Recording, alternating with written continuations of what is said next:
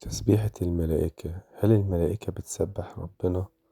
طبعا بتسبح ربنا. طب ايه الدلالات على ان الملائكة بتسبح وايه الذكر اللي هي بتقوله؟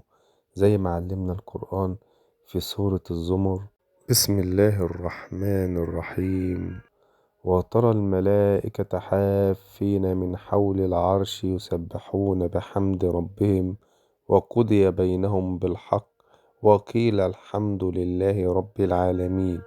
وفي آيات قرآنية تانية قالت في سورة غافر: بسم الله الرحمن الرحيم، الذين يحملون العرش ومن حوله يسبحون بحمد ربهم ويؤمنون به ويستغفرون للذين آمنوا.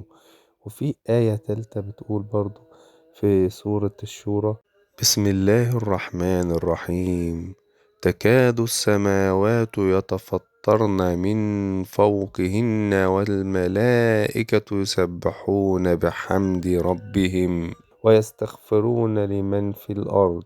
يعني الملائكة بتسبح بحمد ربنا وكمان بتستغفر لمن في الأرض.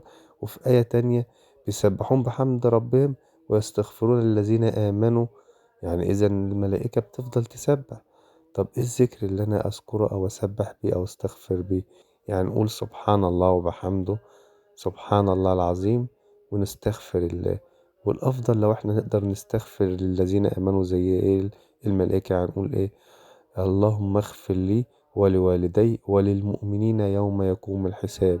والدعوة دي برضو اتقالت في القرآن: اللهم تقبل منا صالح الأعمال.